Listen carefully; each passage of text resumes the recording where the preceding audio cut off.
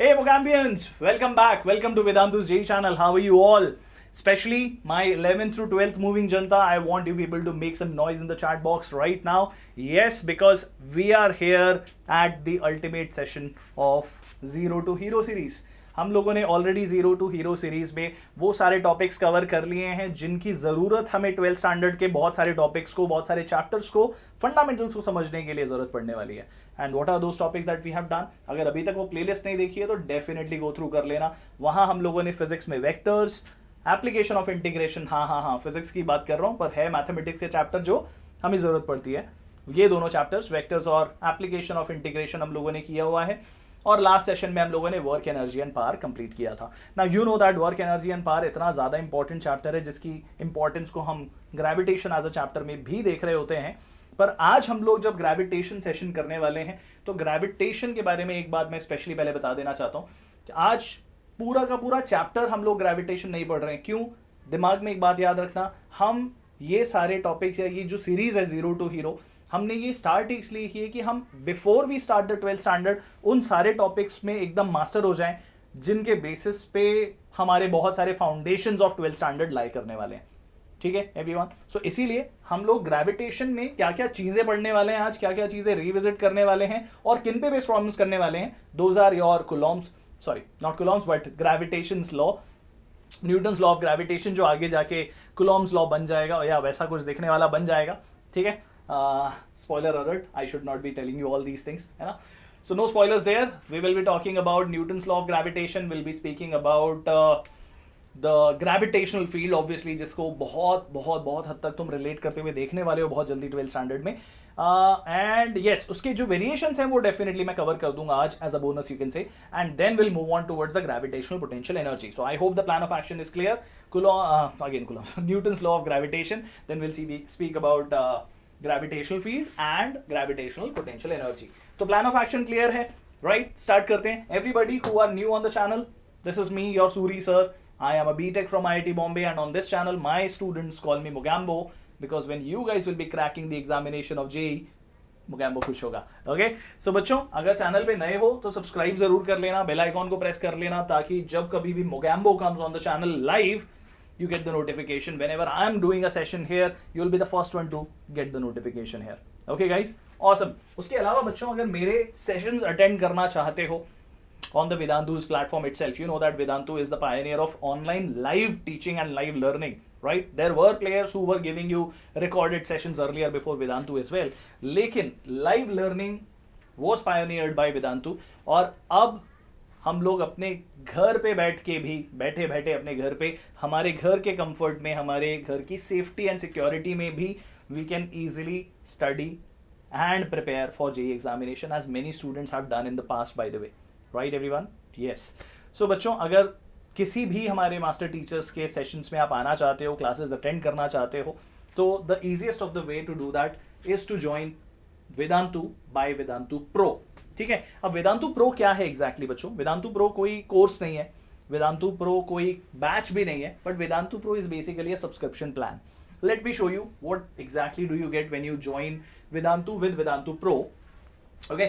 So first of all, this is the Vedantu's own platform which we call as Wave. और Wave जो platform है ना बच्चों, ये एक पेटेंटेड प्लेटफॉर्म है. इस प्लेटफॉर्म पे जितने भी बच्चे पढ़ते हैं, these are basically studying on this platform by all of us master teachers. What's the name of the platform? Yes, it's called Wave. Okay. So this is where you will be able to see your teacher. आपके teachers आपको यहाँ पे जो पढ़ाते हैं, तो you are able to see them. They are able to explain you exactly the way they will do that in a physical classroom. उसके अलावा you can see that Q&A यहाँ पे लिखा हुआ है, नहीं देख पा रहे होंगे, but वहाँ Q&A लिखा है. That is where you are able to ask your doubts with your teachers, and you are also able to interact with each other as well as with the teachers. So बच्चों, not only your main teacher is there are 5 to 10 class teachers who are present in the class. तो अगर teacher मान लो कोई concept explain कर रहा है, obviously it is going on live whenever it happens, तो आपकी क्लास में 5 to 10 क्लास टीचर्स होते हैं जिनका काम सिर्फ आपके डाउट्स को लाइव सेशन के दौरान क्लियर करना होता है. Right. And obviously your master teacher, whenever concept is being done, and they will open up the chat to interact with you all, to ask you doubt. हम audio video हर एक form में, हर एक mode में आप लोगों के साथ में इंटरेक्ट कर पाते हैं, आप लोगों से आपके डाउट समझते हुए आपके डाउट्स को क्लियर भी कर पा रहे होते हैं, right everyone? So this is how basically things are. Let me show you what exactly, or let me tell you how exactly things are going to be, what you are going to get. आपका obviously पूरा JEE का जो syllabus है, NEET का syllabus है, जिस भी exam के लिए आप प्रिपेयर कर रहे हो, that will be completed in all the live courses definitely. उसके अलावा जैसा कि मैंने बोला, आपके डाउट्स जो हैं वो ऑब्वियसली लाइव क्लास में तो क्लियर होने ही हैं। On top of that there is a bonus that you can be on Vedantu's platform. Vedantu has its own doubt solving platform also. आप वहां पे अपने डाउट्स पोस्ट करो, आपको वहां पे उसके आंसर्स भी मिलते हैं, सोल्यूशंस भी मिलते हैं। ओके, देन वीकली टेस्ट सिर्फ पढ़ने और पढ़ाने से नहीं हो जाएगा, हमें ऑब्वियसली खुद को टेस्ट भी करना पड़ेगा। So definitely there is a weekly test and the performance analysis for you all, and you don't have to look for any material from the market. बाहर से कुछ खरीदने की जरूरत नहीं है। You will have every study material, assignment, notes, recording of the lectures, everything is available for you. Whatever teacher writes here, you get that. Okay? And yes, ये तुम्हें रियलाइज होगा इसकी इंपॉर्टेंस जब तुम 2022 में आ जाओगे, जब तुम्हारा जेई का एग्जाम आ रहा होगा 1 महीने 2 महीने पहले, जब तुम ढूंढ रहे होंगे क्रैश कोर्स या टेस्ट सीरीज। जो बच्चे वेदांतु प्रो में होते हैं उन्हें सेपरेटली क्रैश कोर्स या फिर टेस्ट सीरीज लगाने की जरूरत नहीं पड़ रही होती, because they naturally get it. Okay guys, so that's one thing. Now why should you join? On top of that, cherry on the cake, जैसे ही आप वेदांतु प्रो सब्सक्रिप्शन ले लेते हो तो ऐसा नहीं कि आपने अगर मेरे बैच के लिए एनरोल किया तो आप सिर्फ मेरे ही क्लासेस अटेंड करो। अगर आपका किसी दिन मन कर रहा है कि आनंद सर की क्लास चल रही है and you want to go and attend Anand sir class, Vikas sir की क्लास चल रही है, आप विकास सर की क्लास में भी जा सकते हो। So you can go to any class, you have the full access to entire Vedantu's platform, obviously for that year, that examination। मतलब अगर आप साइंस स्टूडेंट हो तो कॉमर्स के क्लासेस में आई थिंक आप नहीं जा सकते हो। I am not very 100% sure, but doesn't make sense also to do that, right? Yes, बहुत बड़ी बात, यूट्यूब पे जो मैं सबसे ज़्यादा फेस करता हूँ जो प्रॉब्लम बच्चों, यूट्यूब पे बहुत बार बच्चे बोलते हैं कि सर आप हिंदी में पढ़ाओ, बहुत बार बच्चे बोलते हैं सर आप इंग्लिश में पढ़ाइए, है ना? तो ये प्रॉब्लम ऑब्वियसली मुझे यूट्यूब पे सबसे ज़्यादा फेस होती है, लेकिन यहाँ मुझे ये प्रॉब्लम बिल्कुल फेस नहीं होती, because I get a clear directive that this is an English batch और there is a Hindi batch. तो जिस भी लैंग्वेज में हमें बैच मिलता है और आप जिस बैच को ज्वाइन करते हो, accordingly that becomes the mode of communication there. Okay, also yes, goes without saying यार, भले ही कोविड के नंबर पहले से कम हो गए हैं, but risk is still equally the same, right everybody? So इसीलिए अभी भी आई एम श्योर आपके पेरेंट्स उतने कंफर्टेबल नहीं हुए होंगे by the thought that you will be going to attend classes anywhere in a physical classes. So definitely, if you don't want to take that risk, you can study from the safety as well as the comfort of your home. है ना? Which subjects? Goes without saying, physics, chemistry and maths by the best of the master teachers in the country. करना क्या है? All you have to do guys, एक subscription plan का link इस video के नीचे है। All you have to do is go click on that and use the code SMPRO. ये मेरा कोड है, Mugambo's कोड, okay? अगर आप अभी ज्वाइन करते हो, ट्रायल पॉइंट ऑफ व्यू से भी ज्वाइन करना है तो करके देख सकते हो फॉर 1 मंथ। ओके, यहाँ 1 मंथ में आपको अभी 11th स्टैंडर्ड का पूरा रिविजन कोर्स मिल जाएगा क्रैश कोर्स के फॉर्म में। तो apart from the topics that you are seeing in zero to hero series, बाकी के जो टॉपिक्स हैं 11th स्टैंडर्ड के, वो भी आप अच्छे से कवर कर सकते हो। तो the fees for 1 month is actually 6500 rupees, but अगर आप ये कोड यूज करते हो SM Pro, it will be for 5200 rupees per month. Okay, but अगर आप क्लियर हो, पहले भी वेदांतु प्लेटफॉर्म पे आ चुके हो और रीसब्सक्राइब कर रहे हो, तो गाइस 64,800 रुपीज में you can go for the entire remaining journey of your JEE preparation, but not for that. If you use this code it will be for 51,840 rupees, रफली 12.5 थाउजेंड्स का आपको डिस्काउंट मिलता है उसमें। You get a good fees benefit on that, so decide accordingly, go for it. I am sure it is going to be helpful for you, right? Okay, चलो, so everyone, let's come to zero to hero and yes, हमारा आज का topic है gravitation. जैसा कि मैंने बता दिया, हम लोग यहाँ पे कवर करने वाले हैं Newton's law of gravitation, gravitational field and its variation of earth, and we are going to speak about the gravitational potential energy. तो ऑब्वियसली पहली चीज़ जो है about Newton's law of gravitation, ये बहुत ईजी और बहुत बेसिक सी चीज़ है। जितने भी स्टूडेंट्स 11th स्टैंडर्ड में आते हैं, this is one of the formulas which they have seen already in 10th standard itself. तो जब हम बात कर रहे होते हैं इस फॉर्मूले के बारे में बच्चों, so what we see here that you have two masses, यहाँ पे डेफिनेटली उसे बड़ा बताया हुआ है, but these are actually going to be point masses, and these point masses are separated say by a distance r. So when they are separated by a distance r, as per the nature, as per the laws of physics, the two masses will try to attract each other always and always, है ना. और वो formula जो है that is given by g m1 m2 by r square. That means the force between both of them will be proportional to the product of their masses, inversely proportional to the square of the distance between them, right. और हाँ, equal and opposite forces हैं तो action reaction force है. So guys ये formula सबको पता है, जी का वैल्यू सबको पता ही है, right everybody, no problem with that, good. So everyone, इस पे बेस पहले कुछ क्वेश्चंस देखते हैं. ये फॉर्मूला जानना क्यों जरूरी था, क्योंकि आगे जाके जब हम 12th स्टैंडर्ड में होंगे तो वहां पे हम दो चार्जेस के बीच में लगने वाले फोर्स के बारे में बात करेंगे. As I said earlier by mistake, Coulomb's law नाम का एक लॉ पढ़ेंगे जिसमें दो चार्जेस बिल्कुल ऐसे ही रखे हुए होंगे, और ये जो दो चार्जेस होंगे ना बच्चों, वो दोनों चार्जेस का भी सेपरेशन अगर आर ले लेते हैं तो उनके बीच में लगने वाला जो इलेक्ट्रोस्टैटिक फोर्स जिसको बोलते हैं वो भी proportional to their charge, inversely proportional to the square of the distance between them होता है. So again no more spoilers than what I have already given you all. तो ये देखो, रीसेंट एग्जाम के क्वेश्चंस मैंने पिक किए हैं तुम्हारे लिए, ग्रेविटेशन से बहुत क्वेश्चंस आते भी हैं. तो यहां हमें बताया है the system has 4 particles, okay, 4 particles, not 4, FOR नहीं है, FOUR होना चाहिए, उसे करेक्ट कर देता हूं मैं.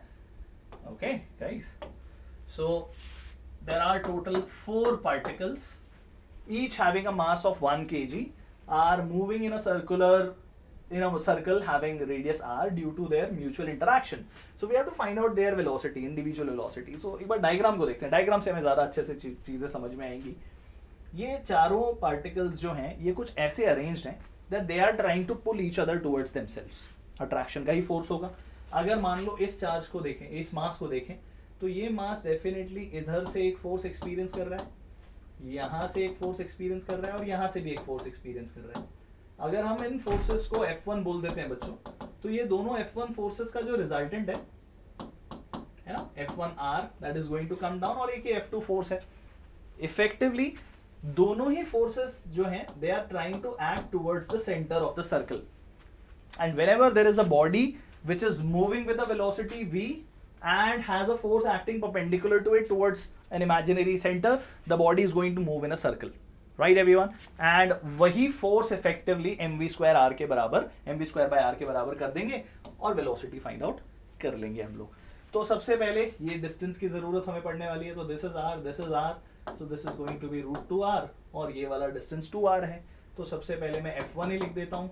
f1 होने वाला है g m1 m2 bye are square, तो ये हो गया 2r स्क्वायर, और ऐसे दो फोर्सेस हैं बाय द वे, ठीक है. तो यहीं से लिख भी देते हैं F1R, यानी कि दोनों फोर्सेस का जो रिजल्टेंट है F1 और F1 जो फोर्सेस हैं दोनों 90 डिग्री पे एक्ट होंगे, ये तुम्हें मालूम है.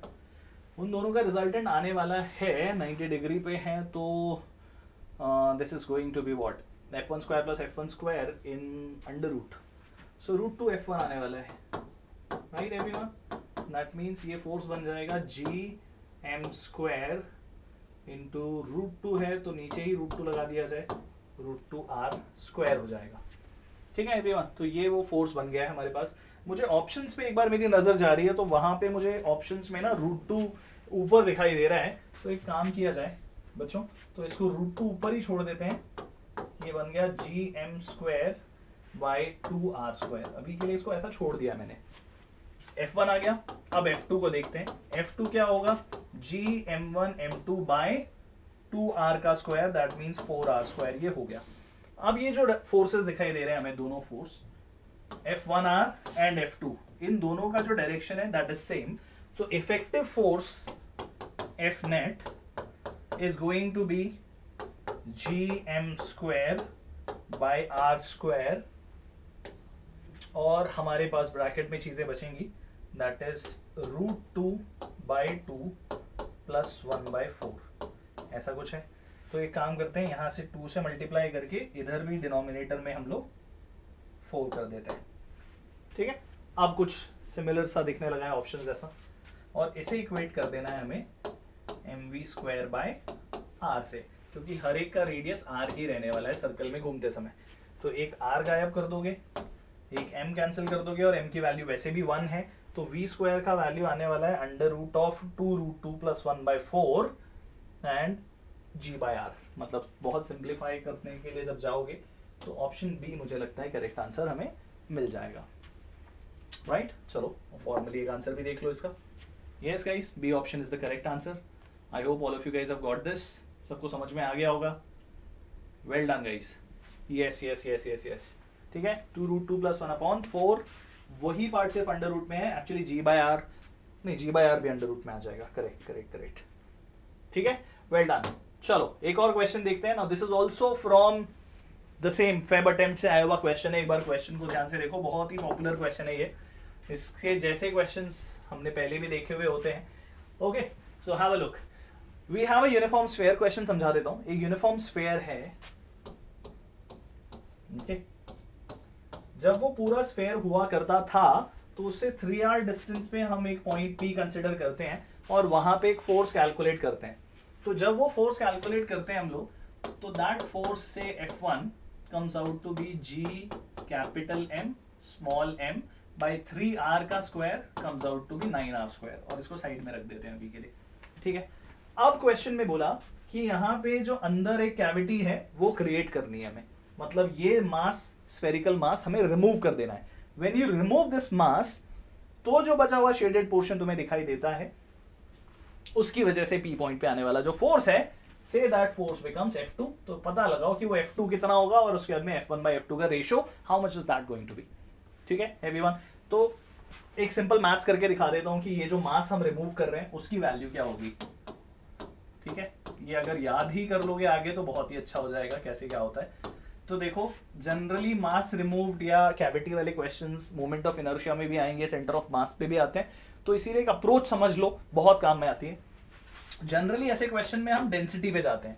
अगर 3 डायमेंशनल ऑब्जेक्ट है तो मास पर यूनिट वॉल्यूम. अगर 2 डायमेंशनल ऑब्जेक्ट है तो मास पर यूनिट एरिया. अगर 1D ऑब्जेक्ट है लाइक अ रॉड तो मास पर यूनिट लेंथ.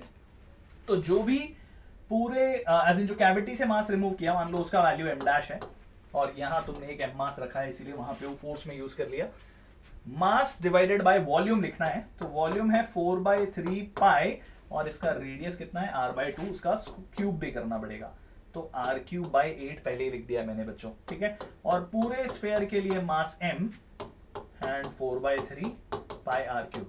इसमें एक ट्विस्ट कब ऐड होता है, जब ये डेंसिटी यूनिफॉर्म नहीं होती और इसका एक वेरिएशन दिया होता है. तो तुम ये चीज लिख के उसको डेंसिटी से इक्वेट कर देते हो, पर वहां पे फिर ये dm मास लिया जाता है. ठीक है, तो गाइस 4/3 पाई r³ भी कैंसिल हो गया और हमें जो m' का वैल्यू मिल रहा है दैट इज बेसिकली. अच्छा एक और काम करें, इसको r/n की तरह सॉल्व करता हूं. तो ये r/n³ हो गया, तो ये m/n³ बन जाता है. मतलब अगर रेडियस r/3 किया होता तो ये m/3 का क्यूब आता, m/27 हो गया होता. अगर r/2 वाले स्फीयर को रिमूव किया रेडियस को, तो ये m/2 का क्यूब बन रहा है. ठीक है बच्चों, तो वही चीज मैं एक्सप्लेन करना चाह रहा था कि जनरलाइज वे में समझ लो. अभी तो फिलहाल 2 का क्यूब है तो यहाँ 8 आ गया और m/8 मास रिमूव हुआ है. Now I don't need this entire thing on the screen, तो इसको हटा देता हूँ. है ना, मास कितना रिमूव किया हमने, m/8 रिमूव किया, बस वो याद रखें. ठीक है, तो अब ये जो बचा हुआ शेडेड पोर्शन है उसकी वजह से फोर्स कैलकुलेट करने के लिए हम क्या करेंगे, ये जो कैविटी क्रिएटेड है, अज्यूम करो सिर्फ वो स्फीयर कितना फोर्स लगा सकता है वहां पे. सिर्फ ऐसा सोचो कि एक स्फीयर है जो कि कितना डिस्टेंस पे है, 3r में से r/2 हटा दोगे तो 2.5r यानी कि 5/2r. तो यहाँ पे m/8 मास की वजह से 5/2r डिस्टेंस पे जो फोर्स आता है, वो फोर्स को अगर मैं F1 में से सब्ट्रैक्ट कर दूं तो उतना फोर्स अब ये शेडेड पोर्शन की वजह से लग रहा होगा. मतलब कैविटी का फोर्स हटा देते हैं और F2 निकाल देते हैं. तो F2 ऑब्वियसली जो फोर्स पहले लग रहा था that was G♯M m by 9r square. ये फोर्स पूरा स्फीयर लगा रहा था, उसमें से कैविटी वाले पोर्शन का फोर्स माइनस कर दो, that is G m/8 m by कितना 5/2, that means 25r square by 4. ये कैंसिल किया, 2 टाइम्स गया, 2 इधर आके मल्टीप्लाई होगा, तो ये ओवरऑल क्या बनेगा, this is going to become, क्या मेरे पास यहाँ स्पेस है, G(m)m बाय, यहीं लिख दूं बच्चों, यहीं पे सिंप्लीफाई कर दूं, ये बनने वाला है G capital M small m by 50 r square. Simplify करोगे 50 minus 9, that means I will have 41 by 50 into G capital M small m by 9 r square. 9 को भूलना नहीं है। क्यों भूलना नहीं है? क्योंकि यहाँ भी है ना, तो दोनों कैंसिल आउट होंगे। अभी हमें पूछा था क्वेश्चन में F1 बाय F2 पता लगाओ, ठीक है। तो F1 बाय F2 ये वैल्यू आएगी G capital M small m, ये ना लिख के डायरेक्टली लिखूं, 1/9 है वो रेशो, और ये है 41 बाय 50 इंटू 9। तो 9 और 9 कैंसिल होगा, 50 ऊपर जाएगा। 50 by 41 is basically the ratio, that means option C according to me and according to physics is the correct answer. Okay everyone, very nice. तो इसीलिए मैंने फॉर्मली अच्छे से लिखा हुआ है, इसके सेशन पीडीएफ आपको अवेलेबल हो जाएंगे, ठीक है। So answer comes out to be option C. तो ये वाला जो मेथड बताया उसे ध्यान रखना, काम आएगा बहुत ज्यादा। Okay cool. Okay now guys let's move on और बात करते हैं अब ग्रेविटेशनल फील्ड के बारे में। पहले एक बात एक्सप्लेन करता हूं कि why do we actually talk about gravitational field when we know what exactly gravitational field or how do we define gravitational field first। तो हमें ऑलरेडी ये तो मालूम है कि gravitational field को डिफाइन करते हैं हम लोग as force per unit mass, या ऐसा बोलते हैं कि G का वैल्यू F हो जाएगा if M value will be equal to 1 kg, जो वहां पे बना है। कहने का मतलब ये है बच्चों, हम ये पता लगाना चाहते हैं कि अगर कोई ऑब्जेक्ट है, मान लो अर्थ है, अर्थ किसी एक 1 kg मास पे जितना फोर्स लगाती है, अगर वो हमें पता हो, जो हमें पता है एक्चुअली अर्थ के लिए वैल्यू हमें पता है, अगर मास 1 kg है तो G का वैल्यू जनरली हम क्या ले लेते हैं, 9.8 मीटर्स पर सेकेंड स्क्वायर। ये फोर्स पर यूनिट मास है। तो ये वैल्यू पता होने का बेनिफिट समझो। When you try to calculate the weight of your own body, जब तुम किसी वेइंग मशीन पे खड़े होते हो और जो रीडिंग तुम्हारी आ रही होती है वेट की, उसको जरा सोचो, अगर तुम ऐसे कैलकुलेट करने जाओ हर बार G m1 m2 by r square, तो कितनी दिक्कत हो जाएगी। Will it be that easy to do that? No, it will not be. But how easy it becomes when you simply write down the weight of your body as mg. Right everyone? That means what? If we know the value of gravitational field because of an object, which means what? वो body किसी 1 kg body पे कितना force लगा सकती है, अगर मुझे ये वैल्यू पता हो, if I know this value, तो मुझे सिर्फ जाके m वैल्यू से उसको मल्टीप्लाई करना है to calculate the value of the force that the body is going to apply on a mass other than 1 kg। मतलब क्या, अगर 1 kg मास पे लगने वाला फोर्स पता है तो simply all you need to know कि अब कितना बड़ा मास आ गया है, 5 kg आ गया, 10 kg आ गया, उसको उस g वैल्यू से मल्टीप्लाई कर दो, you are sorted. You get the value of the overall force that is applied by that object। मतलब अर्थ अगर 9.8 न्यूटन्स का फोर्स लगाती है 1 kg बॉडी पे, ऐसा सोचो, तो 10 kg बॉडी पे कितना लगाएगी, 98 न्यूटन। कितना आसान हो गया। 100 kg पे 980 न्यूटन्स लगाएगी। That's how easy the calculation become and hence the requirement of talking about the gravitational field। ठीक है। और ऑब्वियसली अलग अलग ऑब्जेक्ट्स अलग अलग शेप के जब होते हैं तो उनकी वजह से भी ग्रेविटेशनल फील्ड का वैल्यू पता होने पर फोर्स कैलकुलेट करना आसान हो जाता है। और सेम चीज़ें और सेम तरह का बेनिफिट हम फील करेंगे जब हम इलेक्ट्रिक फील्ड को डिफाइन करेंगे इन केस ऑफ इलेक्ट्रोस्टैटिक्स। ठीक है। बेसिक डेफिनेशन नहीं बता रहा हूँ, bookish definition rather, that gravitational field is an imaginary region. एक इमेजिनरी एक रीजन है इस ऑब्जेक्ट के अराउंड जिसमें कोई और ऑब्जेक्ट फोर्स एक्सपीरियंस करने वाला है ना। गुड। तो हमें मालूम है कि acceleration due to gravity is the gravitational field of Earth. सबसे बड़ी और सबसे अच्छी बात यह है कि कोई भी ऑब्जेक्ट अर्थ के ग्रेविटेशनल फील्ड में फॉल करे, कोई भी उसका मास हो, m1 मास हो, m2 मास हो, हर एक ऑब्जेक्ट के लिए जो value of acceleration due to gravity आएगी that is going to be 9.8 metres per second square with a condition that it is near earth surface. या ज्यादा अच्छा बोलना मालूम है क्या होगा बच्चों, ज्यादा अच्छी बात बोलना ये होगा कि ग्रेविटेशनल फील्ड का value, acceleration due to gravity का value independent of the mass आता है। मतलब G capital M small m by r square अगर फोर्स है तो जिस मास पे फोर्स लग रहा है उससे डिवाइड कर दो, तो ये जो वैल्यू तुम्हें मिलती है gm/r², that is what is the value of acceleration due to gravity और gravitational field of earth, and that is independent of the object's mass. मतलब सिंपल सी बात यह है कि एक फेदर को ड्रॉप करो और एक एलिफेंट को ड्रॉप करो, बट इन वैक्यूम ड्रॉप करो, दोनों का एक्सेलरेशन सेम होगा। They both will, if they are falling by the same height, they will take the same time with the same velocity, they will hit the ground. Okay, cool, awesome. Okay, अब बात करते हैं variation of g with height के बारे में। अलग अलग values बता दूं पहले? चलो पहले वो बता देता हूँ, यहीं पे बताता हूँ। जो अलग अलग वैल्यूज एक्सप्रेशन होते हैं जी के, वो ध्यान रख लेना।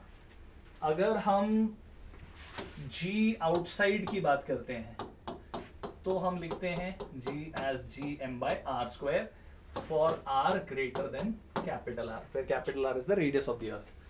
अगर जी सरफेस होता है, जो सबसे ज्यादा काम आने वाला है कंपैरिजन के टाइम पे, तो ये हो जाएगा gm/R², where r is equal to capital R। ठीक है, और अगर g inside the surface of the earth आ जाए तो ये एक्सप्रेशन याद ही रख लेना, बहुत काम आएगा। आगे जाके इलेक्ट्रिक फील्ड में हम लोग नॉन कंडक्टिंग सॉलिड बॉडी के बारे में भी बात करेंगे, बिल्कुल ऐसी। तो ये होता है gmr/r³। ठीक है, that means what, this is r less than r। g proportional to 1/r², g proportional to r। ठीक है, मतलब ये कि अगर यहां से ग्राफ ड्रॉ किया जाए g और स्मॉल r के बीच में,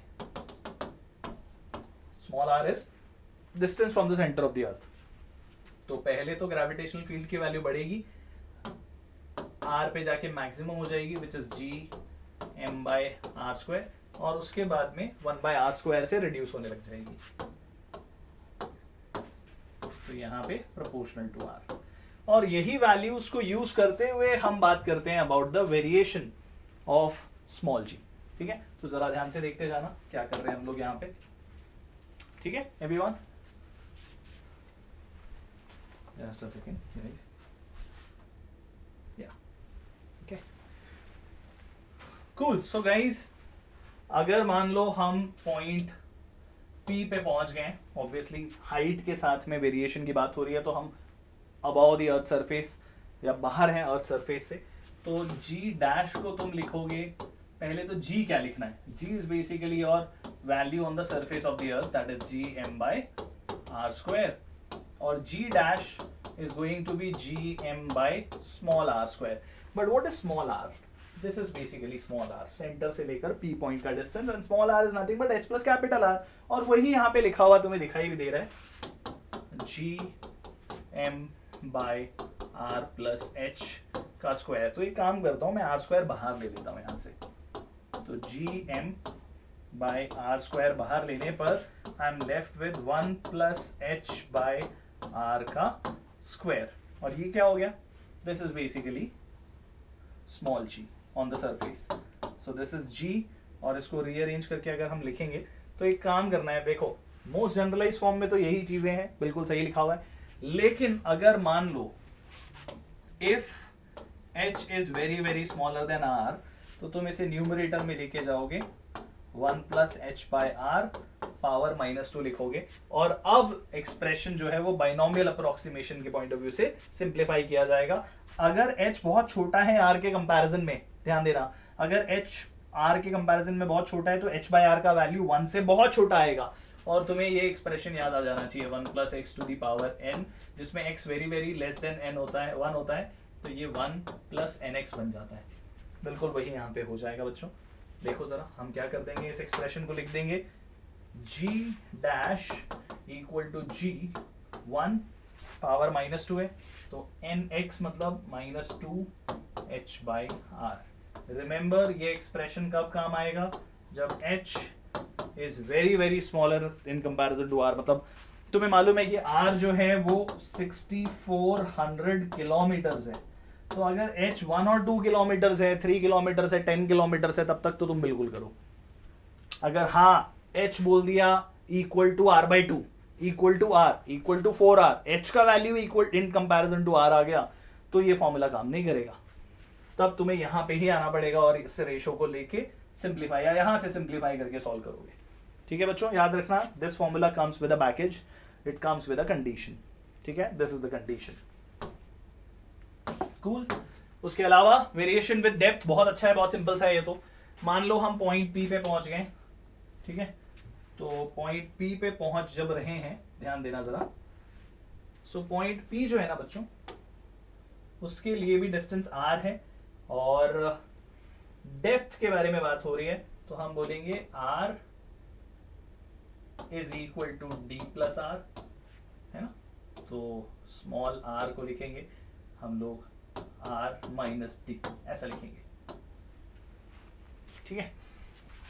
तो फिर से जो acceleration due to gravity on the surface है वो तो हमें मालूम है gm/r² है, और जो वैल्यू अभी हम पता लगाना चाह रहे हैं वो inside the surface of the अर्थ है, तो inside the surface of the earth is gmr/r³, ठीक है। तो यहाँ से एक तो gm/r² अलग कर देता हूँ, इस r को हम लिख देते हैं r माइनस डी, और एक r नीचे बच भी गया है, तो ये तो हो गया स्मॉल g, और इसको सिंप्लीफाई करेंगे तो 1 माइनस d/r, और ये कोई अप्रोक्सीमेशन के साथ में नहीं आ रहा है, it does not have any additional baggage to remember, this is what it is, है ना, expression is g dash equal to g 1 minus d/r। cool, awesome, very nice। how about this variation of g with rotation of earth? तो अर्थ अगर rotate नहीं कर रही होती तो उसकी ग्रेविटेशनल फील्ड अब तक जो स्टडी कर रहे थे वो होती, लेकिन बिकॉज ऑफ रोटेशन ऑब्वियसली हम जब अर्थ की सरफेस पे होते हैं तो बहुत कम उसकी एंगुलर वेलोसिटी है। अर्थ की एंगुलर वेलोसिटी कैलकुलेट कैसे करनी है जरा यहाँ पे एज अ ट्रिवियल इंफॉर्मेशन बता दिया जाए। What is T? T is the time period of rotation. तो अर्थ को अपने ही पॉइंट पे घूमने में कितना टाइम लगता है? 86400 सेकेंड्स। एक दिन में इतने सेकेंड्स होते हैं, तो देखोगे कि बहुत छोटी वैल्यू ओमेगा की आती है। लेकिन अगर मान लो तुम यहाँ पे खड़े हो तो तुम एक सर्कल में घूम रहे हो अर्थ के रोटेशन की वजह से, तो उस वजह से तुम एक non inertial frame of reference में हो, है ना। तो ये रोटेशन हो रहा है अर्थ का, because of that you are in a non inertial frame of reference and that's why you are going to experience a centrifugal force. Earth के सरफेस पे तुम बोलोगे मुझे तो ऐसा कुछ खास फील नहीं होता है, जैसा कि हम कार में घूमते हैं या फिर लिफ्ट में होते हैं तो फील होता है, ऐसा कुछ सेंट्रीफ्यूगल सा तो फील नहीं हो रहा, कोई सूडो फोर्स तो फील हो नहीं रहा। वो इसलिए क्योंकि ओमेगा का वैल्यू बहुत छोटा है, बट मतलब छोटा है बट कैन बी कैलकुलेटेड, वैसा वैल्यू है, ठीक है। तो बच्चों यही हम पता लगाना चाहते हैं कि क्या इफेक्ट आएगा। मतलब ये है कि अगर हम एक्सिस ऑफ रोटेशन के टॉप पे चले जाएं या ज्यादा जहां पे पोल है वहां चले जाएं तो रोटेशन का इफेक्ट देखोगे कि एकदम जीरो हो जाएगा, बिकॉज वहां पे जो सर्कल है that will become zero radius और इक्वेटर पे मैक्सिमम रेडियस आ रही है। तो मान लो लैटिट्यूड पोजीशन हमने ले ली लैम्डा और एक पर्सन यहाँ पे है या कोई बॉडी वहां पे है, that is the position here, और उसके पॉइंट ऑफ व्यू से हम सिंप्लीफाई करें तो यू विल सी दैट कि बॉडी को यहाँ से एक नॉर्मल फोर्स लग रहा है जो कि सरफेस से मिलेगा, ये अर्थ का ग्रेविटेशनल फोर्स है, और एक m ओमेगा स्क्वायर आर है। m ओमेगा स्क्वायर आर को अगर हम रिजॉल्व करें तो ये वाला कंपोनेंट हमें चाहिए, that is m omega square small r cos lambda. Okay, remember small r is the radius of the circle in which the body is moving with the earth's rotation. Okay, तो ये normal force जो है that is your apparent weight, मतलब reading of the weighing machine। ऐसा सोचो you are standing on a weighing machine, तो weighing machine तुम्हें normal का reading बता रही होती है। तो from here you will say that n जो है वो क्या हो जाएगा, m omega square small r cos lambda को इस तरफ लेके आओ, या लिखो n plus that value equal to mg। So you will say n will be equal to mg minus m omega square small r cos of lambda, and what is small r वो भी अब यहाँ put कर दो, तो n का value आ जाएगा mg minus m omega square और कैपिटल R के साथ में cos square lambda भी आ गया। तो ये हो गया m taken common g minus omega square r cos square lambda। ये तुम्हारा g इफेक्टिव है बाय द वे, इसकी वजह से जो रीडिंग आ रही है that is your mg effective, ऐसा लिखना चाहिए।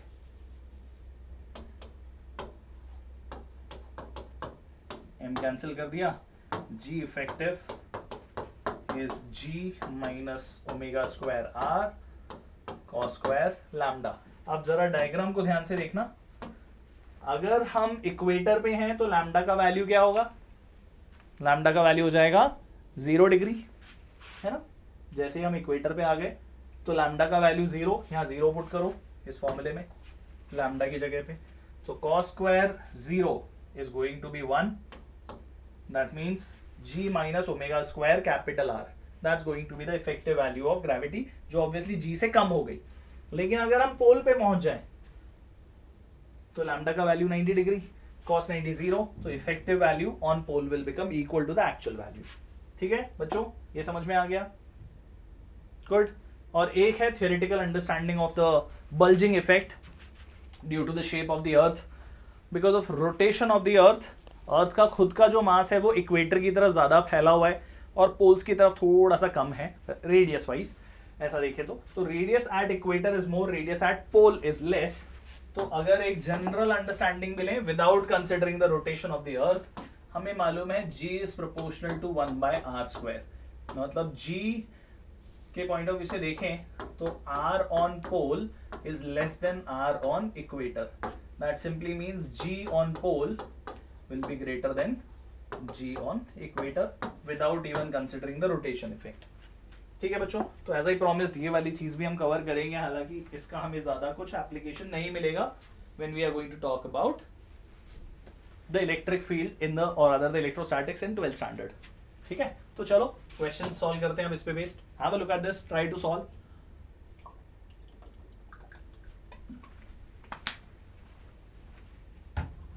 Okay, so let's have a look at the question। Question क्या बोलता है? At what height above the Earth's surface the gravitational acceleration is 9% of its surface value। Good enough। तो 9% हो जाएगा, मतलब ऑब्वियसली बहुत ऊपर चले जाने वाले हो तुम। 9% पे आ गई वैल्यू, जो 100 थी अब वो 9 रह गई, तो तुम डायरेक्टली वो शॉर्टकट वाला फॉर्मूला या रादर आई शुड से वो अप्रोक्सीमेशन वाला फॉर्मूला यूज मत करना।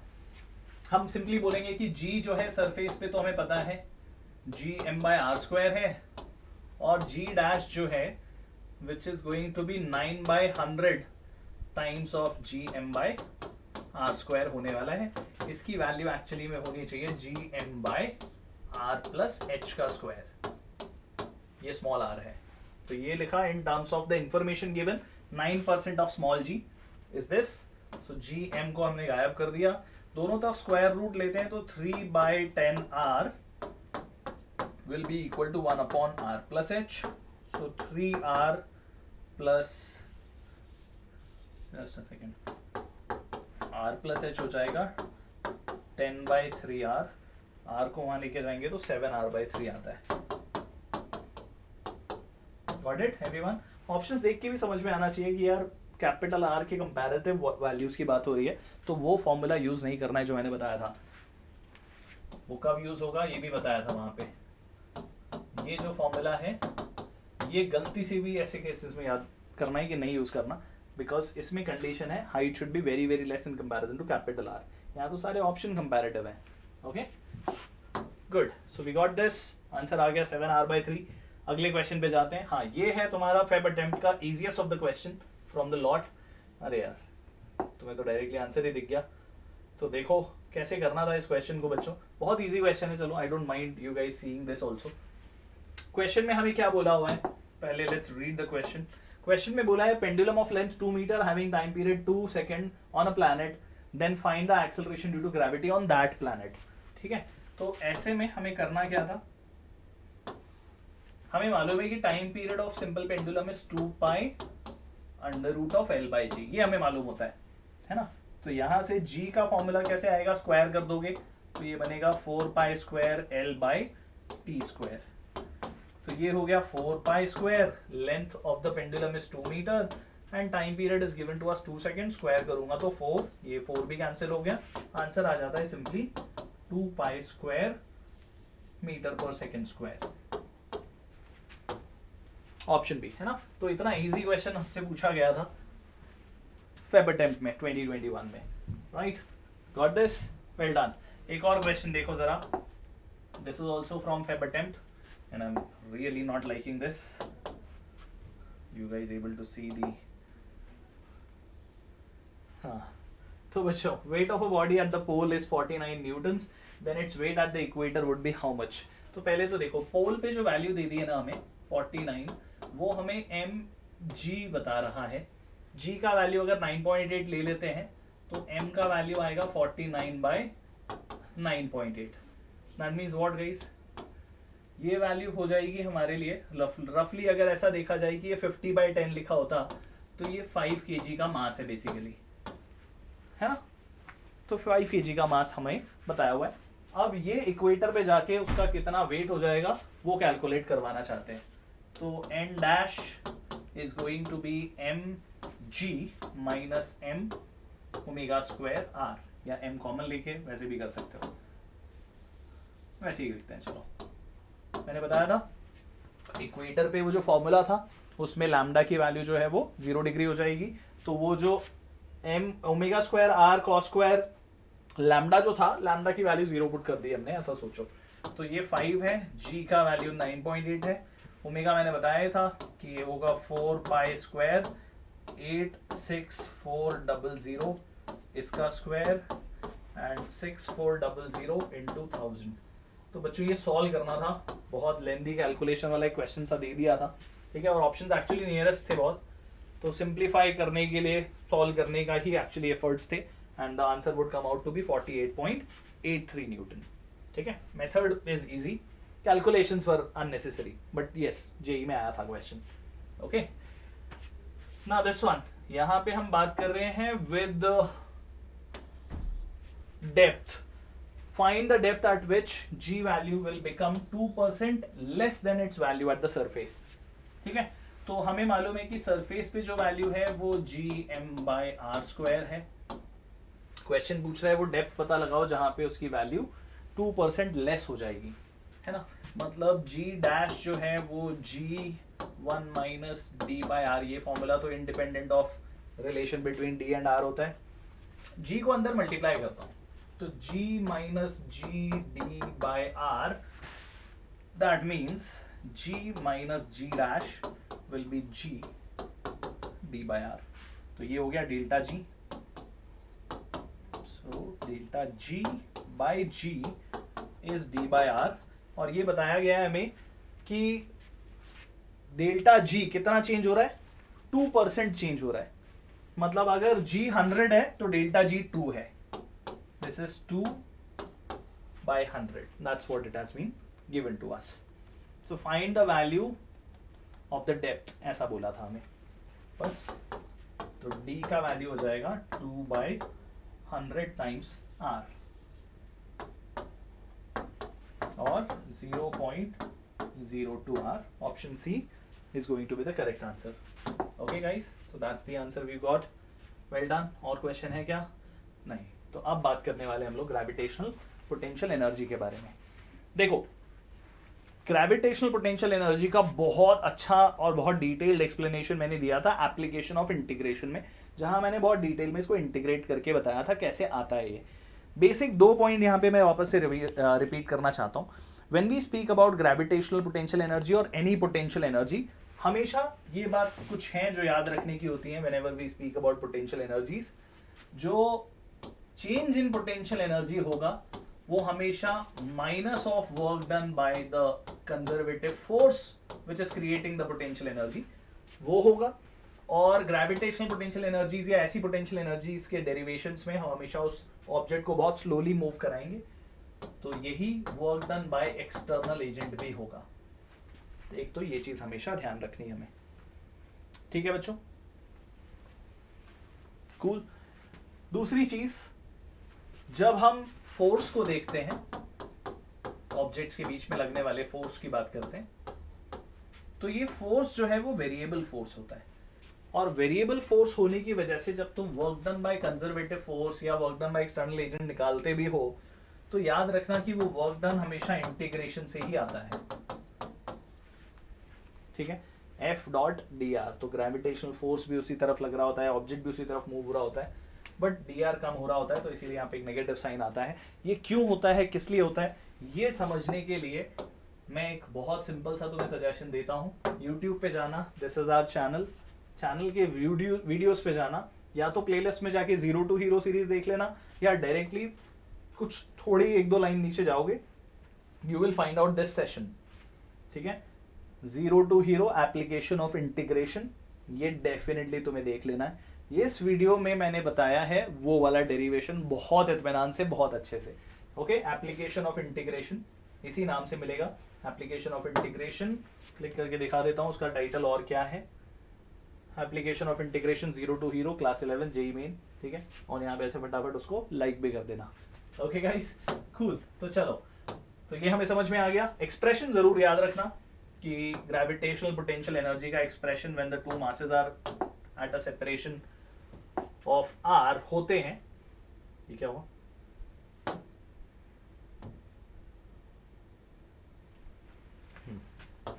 Okay, so everyone, the expression of potential energy between two masses when one of the masses placed at a distance r, say this is m1 and this is m2, तो expression होगा minus g m1 m2 by r। एक बात और याद रखना, ये minus sign तब आता है जब force between the two objects is attractive. जब दो ऑब्जेक्ट्स के बीच में लगने वाला फोर्स अट्रैक्टिव होता है, तब उनके बीच में स्टोर होने वाली पोटेंशियल एनर्जी का एक्सप्रेशन नेगेटिव आता है, ठीक है। बहुत इंटरेस्टिंगली आगे समझ में आएगा जब 12th स्टैंडर्ड में तुम इलेक्ट्रोस्टैटिक्स देखोगे, वहां पे पॉजिटिव और नेगेटिव दोनों पॉसिबिलिटीज होती हैं, इसीलिए अट्रैक्टिव और रिपल्सिव दोनों फोर्स हो सकता है। चलो, तो अब आ जाते हैं फाइनल अटेम्प्ट ऑफ क्वेश्चंस पे, और ये होंगे ग्रेविटेशनल पोटेंशियल एनर्जी पे बेस्ड क्वेश्चंस। बहुत इंटरेस्टिंग होते हैं, वर्क पर एनर्जी पे बेस्ड क्वेश्चन सॉल्व हो जाते हैं।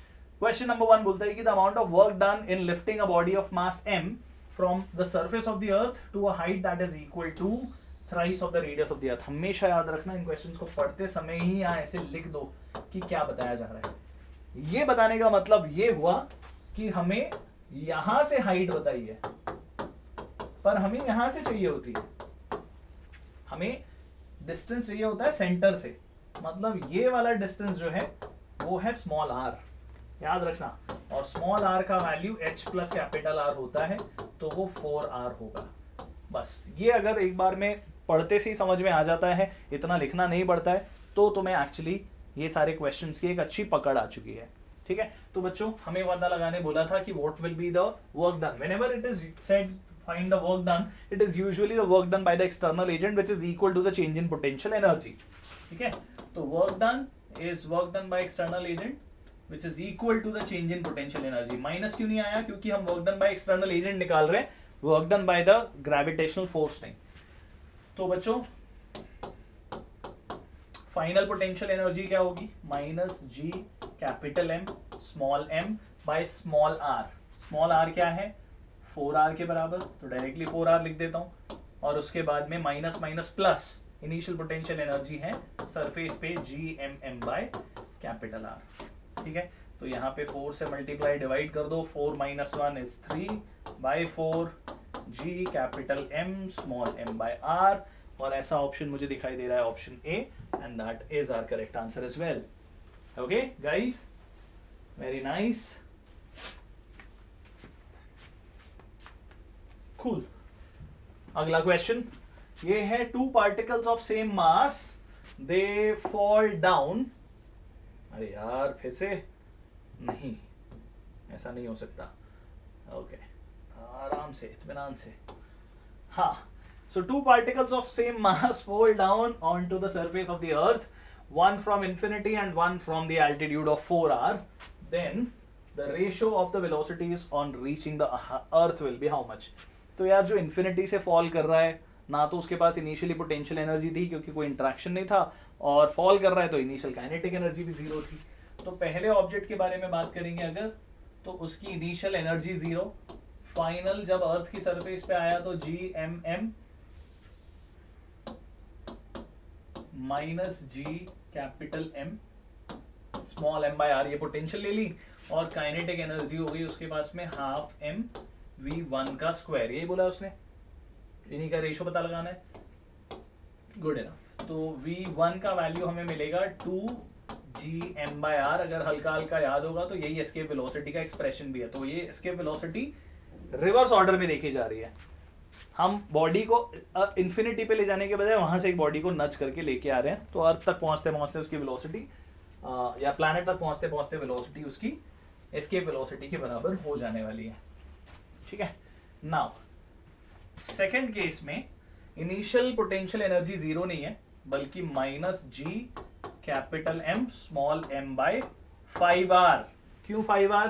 क्योंकि एल्टीट्यूड बताया है, हाइट बताई है h 4r, उसमें अर्थ का रेडियस ऐड करोगे ना, जैसा अभी इससे पहले वाले सिचुएशन में समझाया था।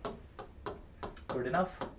और ये सरफेस पे आने पर पोटेंशियल एनर्जी, और ये हाफ एम v2 स्क्वायर उसकी काइनेटिक एनर्जी। स्मॉल m को पहले गायब किया जाए, इसको यहां लेके आओगे तो प्लस हो जाएगा g capital m by r minus g capital m by 5r। तो यहाँ पे 5 से मल्टीप्लाई और डिवाइड भी कर दिया, 5 minus 1 becomes 4 by 5 g m by r is equal to half v2 square. 2 को भी यहाँ लेके आ जाता हूँ, फिर तो बहुत ही अच्छा हो जाएगा। अगले उसमें जाता है। गुड गाइस, सो v2 आ जाता है 8 by 5 g m by r in under root. Okay, good enough. हमें पूछा था ratio of both of them. Okay, पहला वाला कौन सा ऑब्जेक्ट है? हाँ, पहला इंफिनिटी वाला है। तो ये है √2 और ये है √2 इंटू 4 बाय 5। तो ये भी कैंसिल हो गया। ये मिलता है √5 by √4 which is √5 by 2। Option C is the correct answer. Okay everyone, I hope you guys understood. अच्छी वाली हैंड राइटिंग का आंसर देखो, देखना भी है तो देखो जरा, ध्यान से साइड हो जाता हूं मैं। पहले वाला जो केस लिखा है ना बच्चों, that is for the body which is coming from the infinity, that is from infinity, initial zero energy, earth पे सरफेस पे पोटेंशियल, अर्थ की सरफेस पे आके काइनेटिक, वहां से v1 एस्केप वेलोसिटी के बराबर। सेकंड वाले केस में ये इनिशियल पोटेंशियल एनर्जी ड्रॉप किया है तो कोई काइनेटिक एनर्जी नहीं, अर्थ की सरफेस पे आके पोटेंशियल एनर्जी और अर्थ की सरफेस पे आने पर काइनेटिक एनर्जी रीअरेंज किया, v2 निकाला, दोनों का रेशियो ले लिया, that's what it is. Okay, well done. Now this guys, ये आई थिंक जेई का क्वेश्चन है। हाँ, 2021 में पूछा हुआ क्वेश्चन है बच्चों, ध्यान से देखो। क्या बोला क्वेश्चन में? Ball is projected from the earth surface with velocity vi, it reaches up to 10r distance from the earth surface. फिर से तो 10r बोला, मतलब अर्थ के सेंटर से कितना हो जाएगा? चैट बॉक्स पे लिख देना 11r। Yes, find the value of x in the expression where vi is under root of x by y and vo is your escape velocity. Simple, ठीक है। तो बॉल को प्रोजेक्ट किया सरफेस ऑफ द अर्थ से and it reaches up to that height, that means half mvi square minus gm by r, ये initial energy, और final हो जाएगी minus g capital m small m by not 10r but 11r। ठीक है, अब इसको वहां लेके चले जाएंगे तो यहाँ पे प्लस साइन आ जाएगा, इक्वल टू कर देता हूं, तो ये हो गया g capital m small m by r, और यहाँ पे आ गया माइनस साइन। सिंप्लीफाई कर दो, 11 बाय 11 लिख दो, तो ये बन जाएगा हमारे पास में 10 g capital m small m by 11r। ठीक है बच्चों, तो यहाँ से स्मॉल m को पहले तो गायब कर दिया जाए, और vi को हम लिख देते हैं vi square is 10 by 11 into 2gm by r, और ये क्या होता है? 2gm by r is your escape velocity का स्क्वायर, सो ये 10 by 11 vo का स्क्वायर, क्योंकि यहाँ उसे vo लिखा हुआ है, that's it। Good, so vi is equal to under root of 10 by 11 vo, और क्वेश्चन में वही x पूछा था हमसे, है ना, find the value of x, तो ये है x that is equal to 10। ठीक है, वेल डन, तो आंसर आ गया हमारा, वैल्यू आती है 10। ठीक, समझ गए बच्चों? गुड, बहुत क्वेश्चंस मिलेंगे बिल्कुल ऐसे ही जब हम 12th स्टैंडर्ड में पहला ही चैप्टर कर रहे होंगे electrostatics. Okay, well done. So guys, ऐसे क्वेश्चंस हमें और भी प्रैक्टिस करने मिलेंगे। जैसा कि मैंने बोला, जो भी बुक फॉलो कर रहे हो वहां से सॉल्व करते चले जाओ। अगर कोई 12th स्टैंडर्ड यानी कि 12th पासिंग आउट जनता वाला बच्चा मुझे देख रहा है, 2021 स्टूडेंट्स अगर देख रहे हैं, if you guys have scored 96 percentile already in your attempt so far, Feb attempt में अगर ऐसा हो चुका है तो फटाफट एकलव्य बैच के लिए अप्लाई ज़रूर कर देना। 8 मार्च को एक बैच शुरू हो चुका था, 19 मार्च को दूसरा बैच शेड्यूल्ड है। अगर अभी तक अप्लाई नहीं किया है, आगे के बैचेस भी हैं बच्चों, ठीक है। तो you still have your other attempts left, उसमें अच्छा स्कोर करो। 90 परसेंटाइल प्लस भी अगर आ गया है तो अप्लाई डेफिनेटली करके रखना। You never know, you will get a call from Eklavya batch. Okay, हमारी टीम से आपको कॉल आएगा। We will try to understand your situation. Okay, and yes, you know that how important it is to be in Eklavya batch. It is free of cost for everybody to know, not for 11th standard student. जो 12th standard में आ चुके हैं बच्चे उनके लिए है, जिन लोगों ने जेई का एग्जाम दिया है 2021 का उनके लिए है। जो लोग अभी 12th में जा रहे हैं उनके लिए अगले साल ये बैच बन रहा है, ठीक है everyone. So do not miss out on that, go for this one.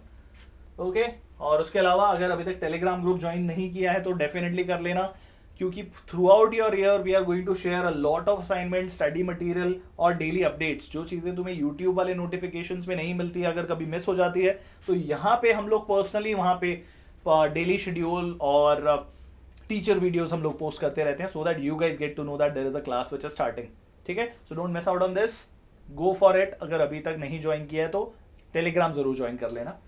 Okay, cool. So this brings us to the end of our zero to hero sessions. हमने यहाँ पे already vectors, application of integration और work power energy and gravitation आज complete कर लिया है। Very soon we are going to begin with our 12th standard chapters. Yes, बिल्कुल roller coaster ride होने वाली है।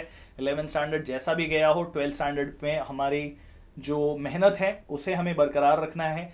हमें बिल्कुल रास्ते से भटकना नहीं है, इस बात को अपने आप को अच्छे से समझा लो। 11th स्टैंडर्ड का जो भी पोर्शन तुमसे मिस हो गया है, डू नॉट वरी। जब 11th स्टैंडर्ड से हम 12th में जाएंगे तो पहले 12th पे फोकस करेंगे, 12th कंप्लीट करेंगे, फिर वापस आएंगे 11th स्टैंडर्ड के टॉपिक्स को फटाफट रिवाइज भी करेंगे, वन शॉट्स करेंगे, मैराथॉन्स करेंगे, बहुत सारी चीज़ें होंगी। वो सारी एनर्जी 2022 पे भी लगेगी, ठीक है एवरीवन। सो आई होप तुम्हें मजा आया होगा इस सेशन में। लाइक जरूर कर देना, अपने दोस्तों के साथ शेयर कर देना, जितने लोगों को ग्रेविटेशन एज अ चैप्टर अभी तक उतना क्लियर नहीं है उनको स्पेशली। एंड यस, अगर चैनल पे नए हो तो सब्सक्राइब करना, बेल आइकॉन को प्रेस कर लेना, so that whenever your Mogambo comes on the channel, you get the notification. Okay everyone, take care, bye bye, see you in 12th standard, love you all.